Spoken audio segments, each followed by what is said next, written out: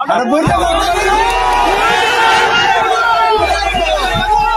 2-3 দিনের ভিতরে একটা গ্রুপ ঘুরতেছে আমারে মারবার লাগি, যেভাবে আমি পাইছি। দুর্নীতির বিরুদ্ধে অভিযান শুরু হয়েছে, কাউকে ছাড় দেওয়া হবে না বলে সংসদে জানিয়েছেন প্রধানমন্ত্রী শেখ হাসিনা।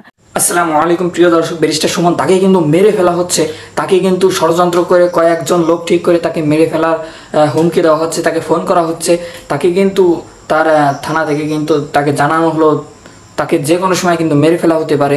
ব্যারিস্টার সুমন এই মেরে ফেলার হুমকি পেয়ে ব্যারিস্টার সুমন নিজের নিরাপত্তা নিচ্ছে কিনা, তো সম্পূর্ণ ভিডিও আপনাদের স্ক্রিনে দেখাবো তিনি কি কি পদক্ষেপ নিচ্ছে। তো চলুন কথা না বাড়িয়ে আমরা স্ক্রিনে দেখে আসি।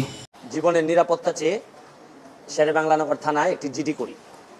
জিডির বিষয়টি হচ্ছে গিয়ে যে গত বৃহস্পতিবার সংসদে থাকাকালীন সময় আমার এলাকার যিনি অফিসার ইনচার্জ উনি আমার ফোন দিয়ে জানালেন যে স্যার আপনি একটু বাড়ি আসলে আপনার সাথে আমার একটু বসতে হবে, গুরুত্বপূর্ণ কথা আছে।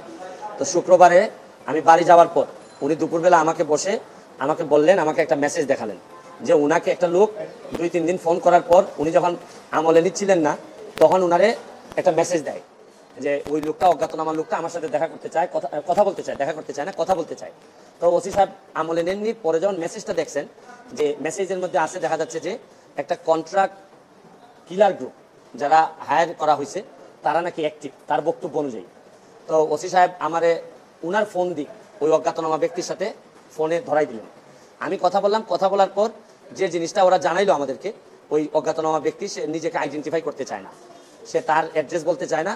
সে বলে যে আমি নিজেও ওই কিলার গ্রুপের মেম্বার ছিলাম, যখন আপনার নামটা আসছে আপনাকে হত্যা করতে হবে তখন আমি বলছি যে না আমি এটা পারবো না, কারণ উনি ওই লোকটা সিলেটি, সে আমার কাজকর্ম সম্পর্কে জানে, এই জন্য সে কোনোভাবে রাজি হয় নাই। তখন সে বলছে যে আমার বিষয়টা হচ্ছে গিয়ে তার বক্তব্য অনুযায়ী আমার বিষয়টা হচ্ছে গিয়ে আমি আপনাকে একটা ওয়ার্নিং দিচ্ছি, আপনি এই 2-3 দিন আপাতত ঘরের বাইরেই যাবেন না।